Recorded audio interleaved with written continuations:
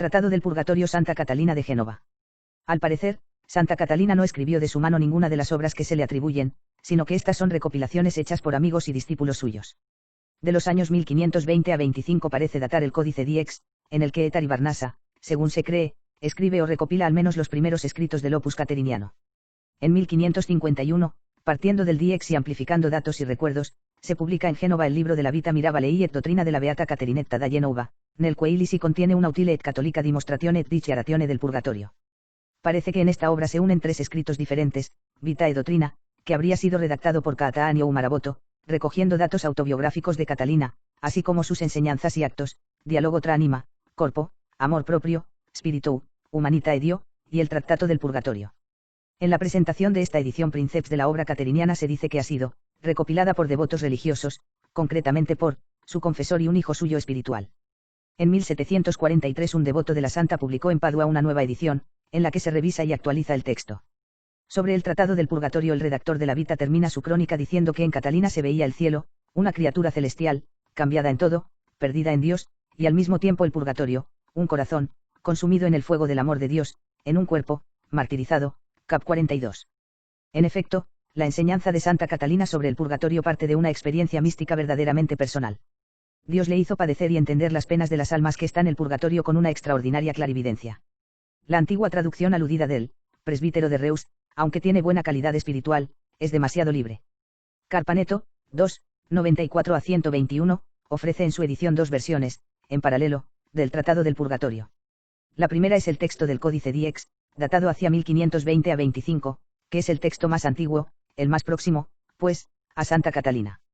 Su italiano tosco y descarnado es conmovedor, pues parece reflejar todavía los esfuerzos de la mística genovesa para expresar sus altas visiones, pero resulta a veces de difícil interpretación, y de más difícil traducción. La segunda versión es la del texto de la edición paduana de 1743, mucho más correcta con sus ampliaciones y perífrasis, pero escasamente fiable. La presente traducción del Tractato del Purgatorio, parece atenerse normalmente al Códice Diez. Y solamente acude a la versión de 1743 cuando no se ha hallado modo de traducir con seguridad el Códice primero.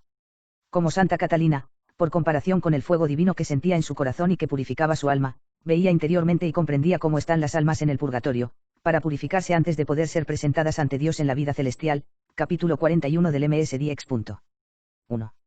Esta alma santa, viviendo todavía en la carne, se encontraba puesta en el purgatorio del fuego del divino amor, que la quemaba entera y la purificaba de cuanto en ella había para purificar, a fin de que, pasando de esta vida, pudiese ser presentada ante la presencia de su dulce Dios amor. Y comprendía en su alma, por medio de este fuego amoroso, cómo estaban las almas de los fieles en el lugar del purgatorio para purgar toda herrumbre y mancha de pecado, que en esta vida no hubiesen purgado. Y así como ella, puesta en el purgatorio amoroso del fuego divino, estaba unida a ese divino amor, y contenta de todo aquello que él en ella operaba, así entendía acerca de las almas que están en el purgatorio. 2. Y decía, las almas que están en el purgatorio, según me parece entender, no pueden tener otra elección que estar en aquel lugar, y esto es por la ordenación de Dios, que ha hecho esto justamente. Ellas, reflexionando sobre sí mismas, no pueden decir, yo, cometiendo tales y tales pecados, he merecido estar aquí. Ni pueden decir, no quisiera yo haberlos cometido, pues ahora estaría en el paraíso. Y tampoco pueden decirse, aquellas salen del purgatorio antes que yo, o bien, yo saldré antes de aquel. Y es que no pueden tener memoria alguna, en bien o en mal, ni de sí ni de otros, sino que, por el contrario, tienen un contento tan grande de estar cumpliendo la ordenación de Dios, y de que Él obre en ellas todo lo que quiera y como quiera, que no pueden pensar nada de sus cosas. Lo único que ven es la operación de la bondad divina, que tiene tanta misericordia del hombre para conducirlo hacia sí, y nada reparan en sí mismas, ni de penas ni de bienes. Si en ello pudieran fijarse, no estarían viviendo en la pura caridad. Por lo demás, tampoco pueden ver a sus compañeras que allí penan por sus propios pecados. Están lejos de ocuparse en esos pensamientos. Eso sería una imperfección activa, que no puede darse en aquel lugar, donde los pecados actuales no son ya posibles. La causa del purgatorio que sufren la conocieron de una sola vez, al partir de esta vida, y después ya no piensan más en ella, pues otra cosa sería un apego de propiedad desordenada. 3. Estas almas, viviendo en la caridad, y no pudiendo desviarse de ella con defectos actuales, por eso ya no pueden querer ni desear otra cosa que el puro querer de la caridad. Estando en aquel fuego purgatorio, están en la ordenación divina, que es la pura caridad, y ya no pueden desviarse de ella en nada, pues ya no pueden actualmente ni pecar ni merecer. 4. No creo que sea posible encontrar un contento comparable al de un alma del purgatorio, como no sea en el que tienen los santos en el paraíso. Y este contentamiento crece cada día por el influjo de Dios en esas almas, es decir, aumentado más y más a medida que se van consumiendo los impedimentos que se oponen a ese influjo.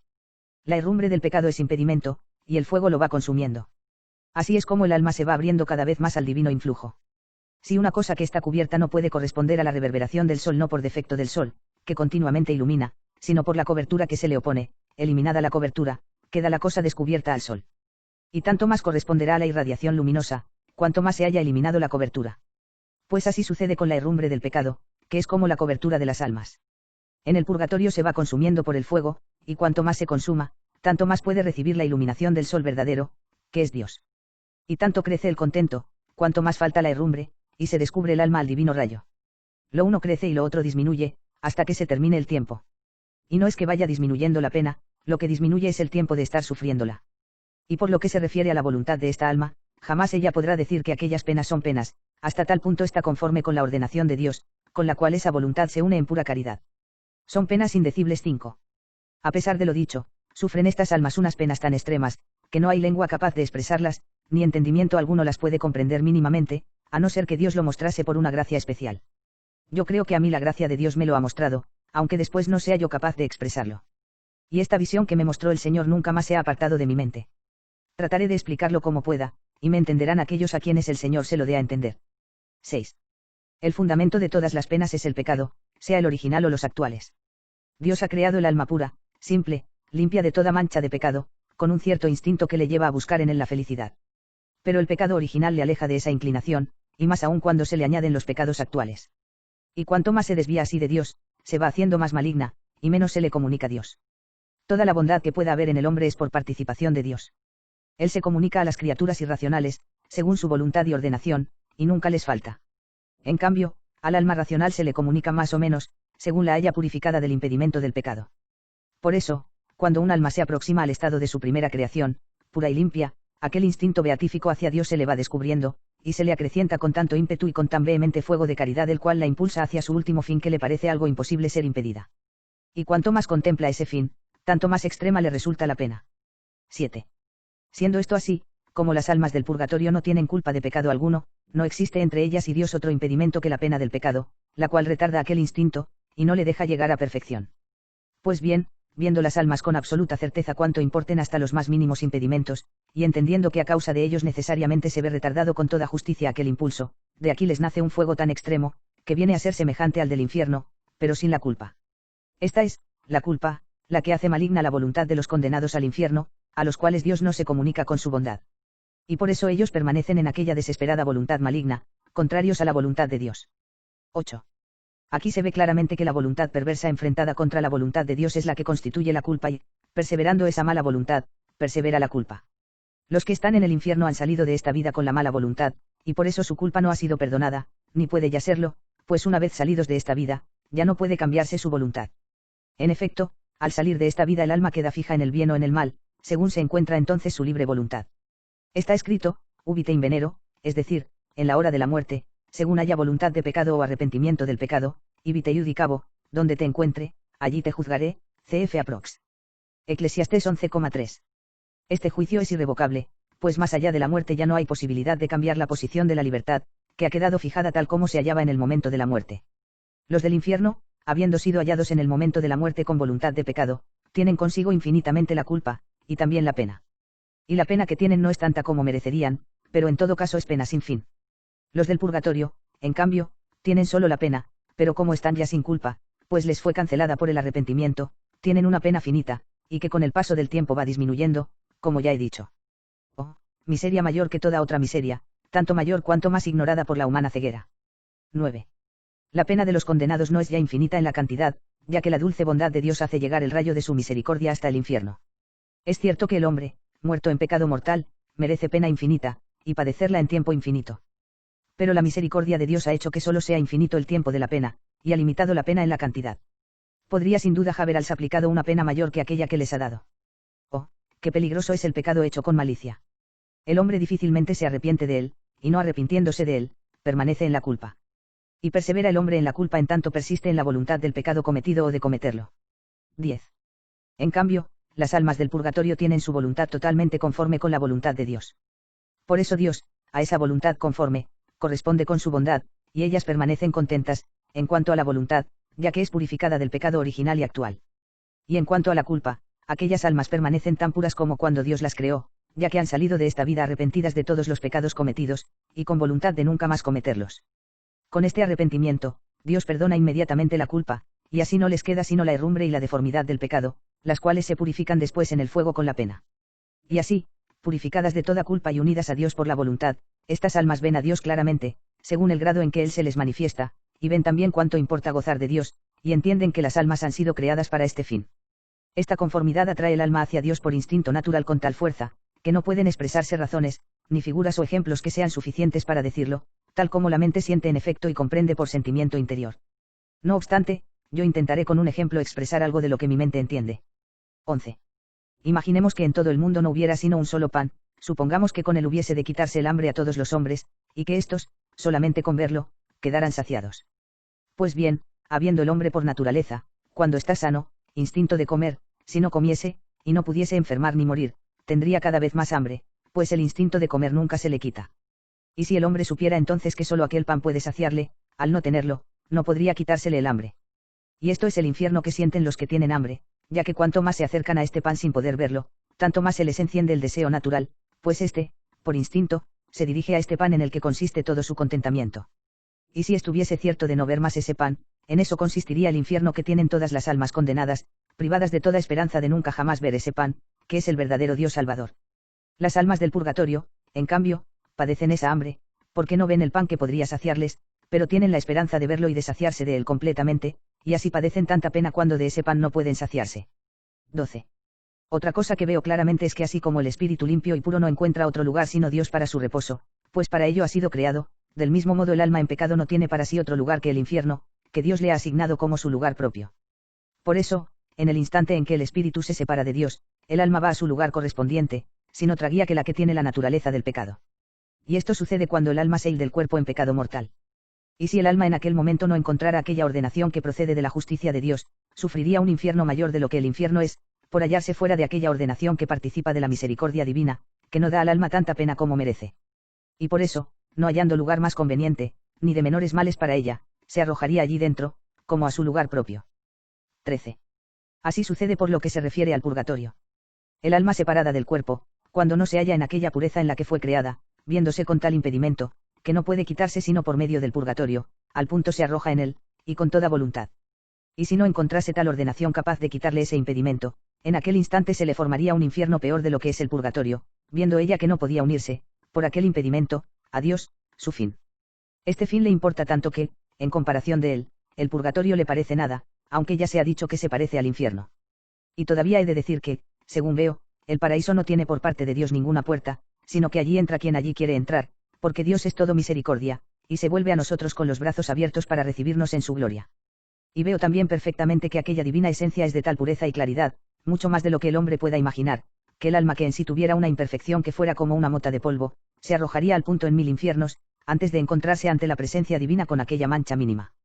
Y entendiendo que el purgatorio está precisamente dispuesto para quitar esa mancha, allí se arrojaría, como ya he dicho, pareciéndole hallar una gran misericordia, capaz de quitarle ese impedimento. 15. La importancia que tiene el purgatorio es algo que ni lengua humana puede expresar, ni la mente comprender. Yo veo en él tanta pena como en el infierno.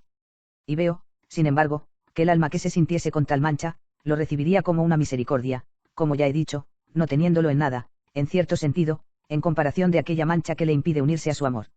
Me parece ver que la pena de las almas del purgatorio consiste más en que ven en sí algo que desagrada a Dios, y que lo han hecho voluntariamente, contra tanta bondad de Dios, que en cualesquiera otras penas que allí puedan encontrarse. Y digo esto porque, estando ellas en gracia, ven la verdadera importancia del impedimento que no les deja acercarse a Dios. 16. Y así me ratifico en esto que he podido comprender incluso en esta vida, la cual me parece de tanta pobreza que toda visión de aquí abajo, toda palabra, todo sentimiento, toda imaginación, toda justicia, toda verdad, me parece más mentira que verdad. Y de cuanto he logrado decir me quedo yo más confusa que satisfecha. Pero si no me expreso en términos mejores, es porque no los encuentro. Todo lo que aquí se ha dicho, en comparación de lo que capta la mente, es nada. Yo veo una conformidad tan grande de Dios con el alma, que, cuando Él la ve en aquella pureza en que la creó, le da en cierto modo atractivo un amor fogoso, que es suficiente para aniquilarla, aunque ella sea inmortal. Y esto hace que el alma de tal manera se transforme en el Dios suyo, que no parece sino que sea Dios. Él continuamente la va atrayendo y encendiendo en su fuego, y no le deja ya nunca, hasta que le haya conducido a aquel su primigenio ser, es decir, a aquella perfecta pureza en la que fue creada. 17. Cuando el alma, por visión interior, se ve así atraída por Dios con tanto fuego de amor, que redunda en su mente, se siente toda derretir en el calor de aquel amor fogoso de su dulce Dios. Y ve que Dios, solamente por puro amor, nunca deja de atraerla y llevarla a su total perfección. Cuando el alma ve esto, mostrándoselo Dios con su luz, cuando encuentra en sí misma aquel impedimento que no le deja seguir aquella atracción, aquella mirada unitiva que Dios le ha dirigido para atraerla, y cuando, con aquella luz que le hace ver lo que importa, se ve retardada para poder seguir la fuerza atractiva de aquella mirada unitiva, se genera en ella la pena que sufren los que están en el purgatorio. Y no es que hagan consideración de su pena, aunque en realidad sea grandísima, sino que estiman sobre todo la oposición que en sí encuentran contra la voluntad de Dios, al que ven claramente encendido de un extremado y puro amor hacia ellos. Él les atrae tan fuertemente con aquella su mirada unitiva, como si no tuviera otra cosa que hacer sino esto. Por eso el alma que esto ve, si hallase otro purgatorio mayor que el purgatorio, para poder quitarse más pronto aquel impedimento, allí se lanzaría dentro, por el ímpetu de aquel amor que hace conformes a Dios y al alma. 18. Y veo más todavía. Veo proceder de aquel amor divino hacia el alma ciertos rayos y fulguraciones ígneas, tan penetrantes y tan fuertes, que parecieran ser capaces de aniquilar no solo el cuerpo, sino también el alma, si esto fuera posible. Dos operaciones realizan estos tales rayos en el alma, primero la purifican, y segundo la aniquilan. Sucede en esto como con el oro que, cuanto más lo funden, de mejor calidad resulta, y tanto podría ser fundido, que llegara a verse aniquilado en toda su perfección. Este es el efecto del fuego en las cosas materiales. El alma, en cambio, no puede ser aniquilada en Dios, pero sí en ella misma, y cuanto más sea purificada, tanto más viene a ser aniquilada en sí misma, mientras que permanece en Dios como alma purificada. El oro, cuando es purificado hasta los 24 quilates, ya después no se consuma más, por mucho fuego que le apliquen, pues no puede consumarse sino la imperfección de ese oro. Así es, pues, como obra en el alma el fuego divino. Dios le aplica tanto fuego, que consuma en ella toda imperfección y la conduce a la perfección de 24 quilates cada uno en su grado de perfección. Y cuando el alma está purificada, permanece toda en Dios, sin nada propio en sí misma, ya que la purificación del alma consiste precisamente en la privación de nosotros en nosotros. Nuestro ser está ya en Dios. El cual, cuando ha conducido a sí mismo el alma de este modo purificada, la deja ya impasible, pues no queda ya en ella nada por consumar. Y si entonces fuese esta alma purificada mantenida al fuego, no le sería ya penoso, sino que solo vendría a ser para ella fuego de divino amor, que le daría vida eterna, sin contrariedad alguna, como las almas bienaventuradas, pero ya en esta vida, si esto fuera posible estando en el cuerpo. Aunque no creo que nunca Dios tenga en la tierra almas que estén así, como no sea para realizar alguna gran obra divina. 19. El alma ha sido creada con toda la perfección de que ella era capaz, viviendo según la ordenación de Dios, sin contaminarse de mancha alguna de pecado. Pero una vez que ella se ha contaminado por el pecado original, y después por los pecados actuales, pierde sus dones y la gracia, queda muerta, y no puede ser resucitada sino por Dios. Ya resucitada por el bautismo, queda en ella la mala inclinación, que la inclina y conduce, si ella no se resiste, al pecado actual, y vuelve así a morir. Dios vuelve a resucitarla con otra gracia especial, pero ella queda tan ensuciada y convertida hacia sí misma, que para volverla a su primer estado, a aquel en el que Dios la creó, serán precisas todas estas operaciones divinas, sin las que el alma nunca podría volver a la perfección del estado primero, en el que Dios la creó. Y cuando esta alma se halla en trance de recuperar su primer estado, está en la inflamación de su deseo para transformarse en Dios, que ese es su purgatorio. Y no es que ella vea el purgatorio como purgatorio, sino que aquella inclinación encendida e impedida es lo que resulta para ella purgatorio. Este último estado del amor es el que hace esta obra sin el hombre, porque se encuentran en el alma tantas imperfecciones ocultas, que si el hombre las viese, se hundiría en la desesperación. Pero este último estado del amor las va consumando todas, y Dios le muestra esta su operación divina, la cual es la que causa en ella aquel fuego de amor que le va consumando todas aquellas imperfecciones que deben ser eliminadas. 20. Aquello que el hombre juzga como perfección, ante Dios es deficiencia. En efecto, todas aquellas cosas que el hombre realiza, según cómo él las ve, las siente, las entiende y las quiere, incluso aquellas que tienen apariencia de perfección, todas ellas están manchadas. Para que esas obras sean completamente perfectas, es necesario que dichas operaciones sean realizadas en nosotros sin nosotros, y que la operación divina sea en Dios sin el hombre. Y estas tales operaciones son aquellas que Dios, Él solo, hace en esa última operación del amor puro y limpio. Y son estas obras para el alma tan penetrantes e inflamadas que el cuerpo, que está con ella, parece que está enrabiado, como si estuviese puesto en un gran fuego, que no le dejase nunca estar tranquilo, hasta la muerte. Verdad es que el amor de Dios, que redunda en el alma, según entiendo, le da un gozo tan grande que no se puede expresar, pero este contentamiento, al menos a las almas que están en el purgatorio, no les quita su parte de pena. Y es aquel amor, que está como retardado, el que causa esa pena, una pena que es tanto más cruel cuanto es más perfecto el amor de que Dios la hace capaz. Así pues, gozan las almas del purgatorio de un contento grandísimo, y sufren al mismo tiempo una grandísima pena, y una cosa no impide la otra. 21. Si las almas del purgatorio pudieran purificarse por la sola contrición, en un instante pagarían la totalidad de su deuda. En efecto, el ímpetu de su contrición es grande, por la clara luz que les hace ver la importancia de aquel impedimento. Pero este ha de ser pagado íntegramente, y Dios no lo condona ni en una mínima parte, pues así viene exigido por su justicia. Por parte del alma, ésta no tiene ya elección propia, y ya no alcanza a ver sino lo que Dios quiere, y no quiere tampoco ver más, sino lo que así está establecido. 22. Y esas almas, si los que están en el mundo ofrecen alguna limosna para que disminuya el tiempo de su prueba, no están en condiciones de volverse hacia ellas con afecto, sino que dejan en todo hacer a Dios, el cual responde como quiere. Si ellas pudieran volverse, esto sería un apego desordenado, que les quitaría del querer divino, lo que para ellas sería un infierno. Están, pues, las almas del purgatorio completamente abandonadas a todo lo que Dios les dé, sea de gozo o de pena, y ya nunca más pueden volverse hacia sí mismas, tan profundamente están las almas transformadas en la voluntad de Dios, y lo que ésta disponga eso es lo que les contenta. 23.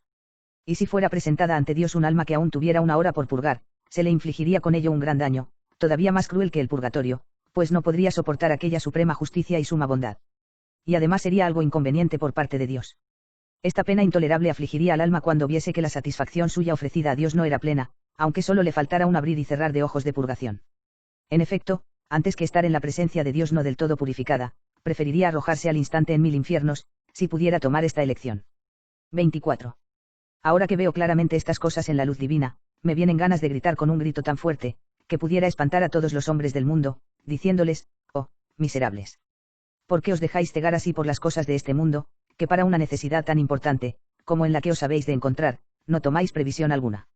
Estáis todos amparados bajo la esperanza de la misericordia de Dios, que ya dije es tan grande, pero no veis que tanta bondad de Dios va a haceros juicio, por haber actuado contra su voluntad.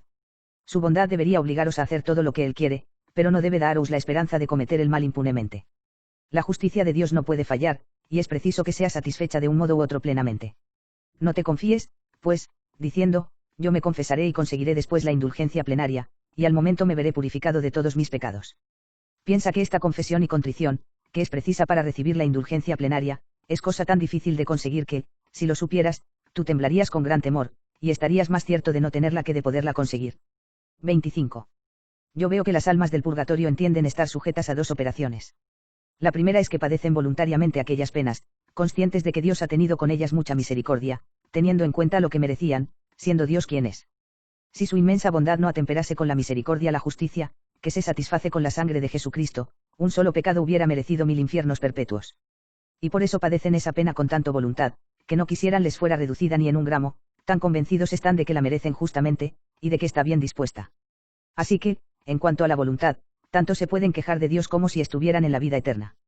La otra operación es la del gozo que experimentan al ver la ordenación de Dios, dispuesta con tanto amor y misericordia hacia las almas. Y estas dos visiones las imprime Dios en aquellas mentes en un instante. Ellas, como están en gracia, pueden entenderla según su capacidad, y ello les da un gran contentamiento que no viene a faltarles nunca, sino que va acrecentándose a medida que se acercan a Dios. Y estas visiones no las tienen las almas en sí mismas, ni por sus propias fuerzas, sino que las ven en Dios, en el cual tienen su atención mucho más fija que en las penas que están padeciendo, y de las que no hacen mayor caso. Y la razón es que por mínima que sea la visión que se tenga de Dios, ella excede a toda pena o gozo que el hombre pueda captar, y aunque exceda, no le quita sin embargo nada en absoluto de ese contentamiento. 26. Esta forma purificadora que veo en las almas del purgatorio, es la misma que estoy sintiendo yo en mi mente, sobre todo desde hace 2 años, y cada día la siento, y cada vez más claramente. Veo que mi alma está en su cuerpo como en un purgatorio, de modo semejante al verdadero purgatorio, en la medida, sin embargo, en que el cuerpo lo pueda soportar sin morir, y esto siempre va creciendo hasta la muerte. Yo veo al espíritu abstraído de todas aquellas cosas, incluso de las espirituales, que le podrían dar alimento, como sería alegría y consolación. Y es que ya no está en disposición de gustar alguna cosa espiritual, ni por voluntad, ni por inteligencia, ni por memoria, de modo que pueda decir, me da más contento esto que aquello otro. Mi interior se encuentra de tal modo asediado, que todas aquellas cosas que mantenían la vida espiritual y corporal le han sido quitadas poco a poco. Al serle quitadas ha conocido que no eran sino unas ayudas, y al reconocerlas como tales, de tal modo las va menospreciando que todas ellas se van desvaneciendo, sin que nada las retenga. Y es que el espíritu tiene ya en sí el instinto de quitar todo lo que pueda impedir su perfección, y está dispuesto a obrar con tal crueldad que se dejaría poner en el infierno con tal de conseguir su intento. Y así va quitándole al hombre interior todas las cosas que podrían alimentarle, y lo asedia tan sutilmente que no le deja pasar la más mínima imperfección, sin que al punto sea descubierta y aborrecida. Y ese mismo asedio hace que mi espíritu tampoco pueda soportar que aquellas personas que me son próximas, y que van al parecer hacia la perfección, se sustenten en criatura alguna. Cuando los veo cebados en cosas que yo he menospreciado ya, no puedo sino apartarme para no verlo, y más aún cuando son personas especialmente próximas a mí. 28. El hombre exterior, por su parte, se ve tan desasistido por el espíritu, que ya no encuentra cosas sobre la tierra que pueda recrearle, según su instinto humano. Ya no le queda otra confortación que Dios, que va obrando todo esto por amor y con gran misericordia para satisfacer su justicia. Y entender que esto es así le da una gran alegría y una gran paz. Sin embargo, no por esto se ir de su prisión, ni tampoco lo intenta, hasta que Dios haga lo que sea necesario. Su alegría está en que Dios esté satisfecho, y nada le sería más penoso que salir fuera de la ordenación de Dios, tan justa la ve, y tan misericordiosa. Todas estas cosas las veo y las toco, pero no sé encontrar las palabras convenientes para expresar lo que querría decir. Lo que yo he dicho, lo siento obrar dentro de mí espiritualmente. 29. La prisión en la cual me parece estar es el mundo, y la cadena que a él me sujeta es el cuerpo. Y el alma, iluminada por la gracia, es la que conoce la importancia de estar privado, o al menos retardado, por algún impedimento que no le permite conseguir su fin. Ella es tan delicada, y recibe ciertamente tal dignidad de Dios por la gracia, que viene a hacerse semejante y participante de él, que la hace una cosa consigo por la participación de su bondad. Y así como es imposible que venga Dios a sufrir alguna pena, así le sucede a aquellas almas que se aproximan a él, y tanto más cuanto más se le aproximan, pues más participan de sus propiedades. Ahora bien, el retardo que el alma sufre le causa una pena, y esta pena y retardo le hacen disconforme de aquella propiedad que ella tiene por naturaleza. Y no pudiendo gozar de ella, siendo de ella capaz, sufre una pena tan grande cuanto en ella es grande el conocimiento y el amor de Dios. Y cuanto está más sin pecado, más le conoce y estima, y el impedimento se hace más cruel, sobre todo porque el alma permanece toda ella recogida en Dios y, al no tener ningún impedimento externo, conoce sin error. 30. Así como el hombre que se deja matar antes que ofender a Dios, siente el morir y le da sufrimiento, pero la luz de Dios le da un celo seguro que le hace estimar el honor de Dios más que la muerte corporal, así el alma que conoce la ordenación de Dios, tiene más en cuenta esa ordenación que todos los tormentos, por terribles que puedan ser, interiores o exteriores. Y esto es así porque Dios, por el que se hacen estas obras, excede a toda cosa que pueda imaginarse o sentirse. Todas estas cosas que he ido exponiendo, el alma no las ve, ni de ellas habla, ni conoce de ellas con propiedad o daño, sino que las conoce en un instante, y no las ve en sí misma, porque aquella atención que Dios le da de sí mismo, por pequeña que sea, de tal modo absorbe al alma que excede a todas las cosas, de las que ya no hace caso. En fin, Dios hace perder aquello que es del hombre, y en el purgatorio lo purifica. Biografía de Santa Catalina de Génova. Caterina Fieschi Adorno. Nacida en Génova en 1447, murió allí mismo el 15 de septiembre de 1510. Su vida sería mejor descrita como modo de vida. A los 26 años tuvo lugar en ella una de las más extraordinarias obras que se conozca que Dios haya hecho en el alma humana, dándole una increíble vida interior que terminaría con su muerte. En este estado, ella recibió maravillosas revelaciones, de las que hablaría a sus contemporáneos, pero que están mayormente en sus escritos, los diálogos entre el alma y el cuerpo, y el tratado sobre el purgatorio. Las actuales biografías, mayormente traducciones o adaptaciones de una antigua biografía italiana basada en las memorias contadas por la santa a su confesor y amigo, mezclan hechos de su vida personal con acontecimientos de su estado y doctrina sobrenatural, sin preocuparse por secuencias, y de un modo casi casual, que lo subordina casi por completo a su historial psicológico. Los padres de Santa Catalina fueron Jacobo Fieschi y Francesca di Negro, ambos de nobles familias. Dos papas, Inocencio IV y Adriano V, salieron de la familia Fieschi, y el mismo Jacobo llegó a ser virrey de Nápoles. Se la describe como una niña prodigio, muy abocada a sus oraciones, y con un maravilloso amor por la pasión de Cristo y las prácticas penitenciales. También como una niña serena, simple, y sumamente obediente. Cuando a los 13 años intentó entrar al convento, las monjas con que había hablado su confesor se rehusaron a aceptarla debido a su corta edad, y sencillamente abandonó la idea. A los 16, se casó por arreglo de su padre con un joven noble genovés llamado Giuliano Adorno. Su matrimonio pronto se volvió miserable. Giuliano probó ser no creyente, de temperamento violento, y pródigo, e hizo a Santa Catalina miserable. Los datos son escasos, pero al parecer, Catalina habría pasado los primeros 5 años de su matrimonio en silencio, melancolía y sumisión a su marido. Luego, por los siguientes 5 años, comenzó a abrirse un poco al mundo para buscar consuelo. Sus distracciones eran mayormente inocentes, siempre las mismas, destinadas, como ella, a una vida extraordinaria, que tuvieron en su caso, un efecto de desinterés, que la hundieron en un intenso tedio, y que ella rezaría preocupada para que volviera a su viejo fervor. Luego de 10 años de matrimonio, llegaría el suceso de su vida, en respuesta a sus plegarias. Un día fue llena de melancolía, a un convento en Génova donde se hallaba su hermana, que era monja. Recibió una carta proponiéndole ver al confesor del convento. Catalina aceptó. Sin embargo, tan pronto como entró en el confesionario, Un rayo de luz divina le perforó el alma y en un instante le manifestó todo su pecado y todo el amor de Dios con la misma claridad. La revelación fue tan intensa que ella perdió el conocimiento y cayó en una especie de éxtasis, por un tiempo en que su confesor pareciera haber estado distraído. Cuando él volvió sobre sí, Catalina apenas pudo murmurar que pospondría su confesión, y volvió a su casa inmediatamente. Desde el momento de aquella repentina visión de ella y Dios, la vida interior de la santa parece nunca haber cambiado, excepto por las variaciones de intensidad y acompañada de una penitencia más o menos intensa, de acuerdo lo que ella necesitara según el Espíritu Santo. Nadie podría haberlo descrito sino ella misma, y de hecho lo hace, minuciosamente en sus escritos, de los cuales hemos hecho algunos extractos. Las almas del purgatorio lo ven todo, no en sí mismas, ni por sí mismas sino en tanto que están en Dios, en quien están más atentos que a sus propios sufrimientos. Con la más mínima visión que tengan de Dios compensa todo el sufrimiento y toda la alegría que se pueda concebir. Con todo su alegría en Dios no disminuye su dolor. Todo este proceso de purificación que veo a que están sometidas las almas del purgatorio, lo siento en mí. Tratado sobre el purgatorio, 16-17. Por cerca de 25 años, Catalina, aunque confesándose con frecuencia, no pudo abrir su mente a la dirección de ningún hombre, pero hacia el final de su vida, el padre Marabotti habría sido su director espiritual. A él ella le contó sobre sus estados, pasados y presentes, completos, y él escribió las memorias, basado en su íntimo conocimiento personal de ella. Sobre su vida exterior luego de este hecho, sus biografías nos cuentan básicamente dos cosas: que ella logró convertir finalmente a su marido en 1497, y que ambos, antes de su muerte y en especial más completamente después, ella entregó su vida para cuidar a los niños enfermos del Gran Hospital de Génova, a donde eventualmente llegó a ser encargada y tesorera. Murió entregada a los labores del cuerpo y del alma, y consumida, incluso físicamente, por los fuegos del amor divino que habitaban en ella. Fue beatificada en 1675 por Clemente X, y recién fue canonizada en 1737, por Clemente XII. Mientras tanto, sus escritos fueron examinados por la Santa Sede y se anunció que la doctrina que contenía era suficiente para aprobar su santidad. The First Published Life, based on early MSS. Is Genuti, Vita Mirabile e Dottrina Santa della Beata Caterina da Genova, Florence, 1551. Founded on the above, Fliche, St. Catherine de Genes, Saviernes et Son Esprit, 1881, Life and Doctrine of St.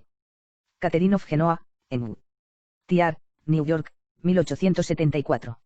For a discussion of her doctrine, Parpera, Beata Caterina Genuensis Illustrata, Genoa, 1682. She also Butler Lives of the Saints, 9, 14 de septiembre, and Dama Adar Life by de Bussiere. FM. Capes transcrito por Ion Luby traducido por Santiago Pupi.